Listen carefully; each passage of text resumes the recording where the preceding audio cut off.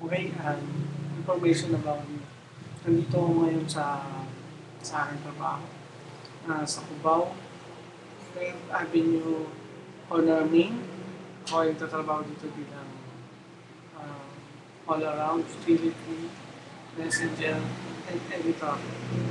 Uh, Nandito ako ngayon sa editing room at ako ngayon ay nag-edit.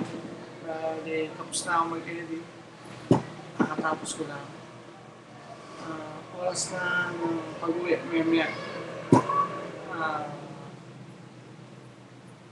Dito ako para mag-sample ng pag-upload ng video dito sa YouTube. Quick Capture. Yan. So,